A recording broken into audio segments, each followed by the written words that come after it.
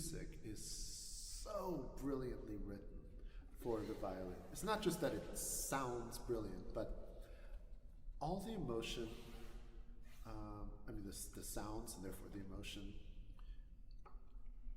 he knew, it's kind of like Mozart writing for every instrument.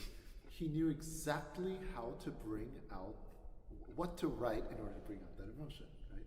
So one perspective with Paganini is just play it, hear every note come out, and trust that if we hear every note, then the emotion does come out.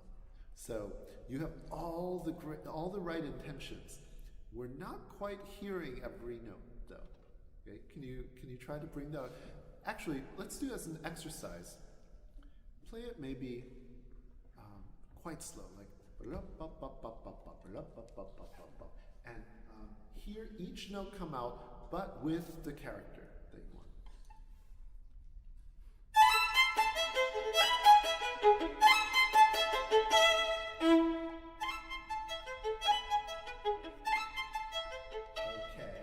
Okay, good. That didn't sound so playful now.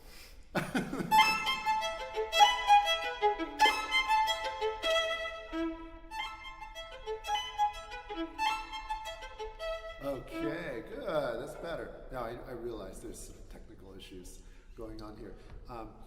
This is with string crossings. This is this weird, again, non-string players will never understand, never appreciate this, but here we are, we're trying to move our bow this way, and therefore our arm, but we're also moving our arm this way, right? So our brain says move our arm, but when we do this, we stop moving this way as well. So what we have to do is, as you change strings, make sure you're still moving horizontally, that you're using bow. So what if this time actually try also, just stare at your bow and decide on a certain amount of bow, maybe, I don't know, that much on each note, and just make sure you use that much bow on each note, especially the last couple of notes.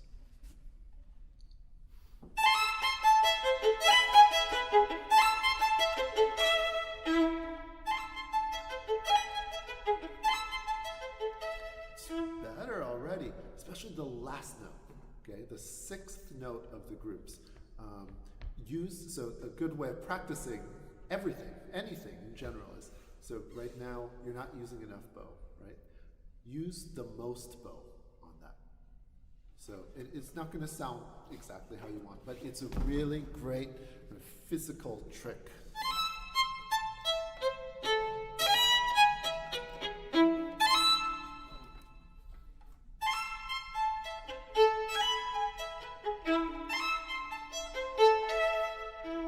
Okay, good.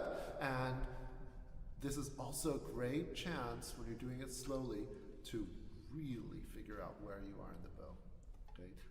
When we're doing it slowly, we can do it anywhere, right? But we can't do it anywhere in tempo. So we want to try to figure out where the balance point is, where we don't have to work to make it articulate.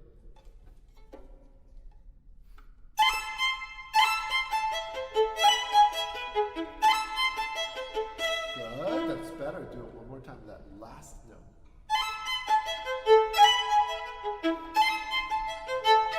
Good. And let's use, now this is where we get into how beautifully Paganini wrote.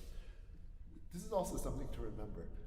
Paganini wrote not necessarily the caprices, because he probably, presumably didn't perform all of them in public, but still, it's his orientation. This was how he made his living. He played this, right? In addition to being just an incredible artist and changing the world with all of this that he invented, he also had to perform in public.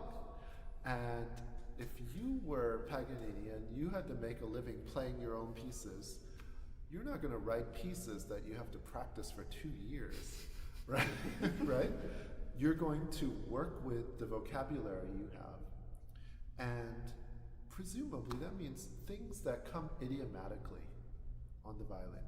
So let's not confuse difficult or intimidating or very difficult because things are moving so quickly with awkward. Actually, most Paganini is not very awkward if you are playing it kind of in the way he imagined.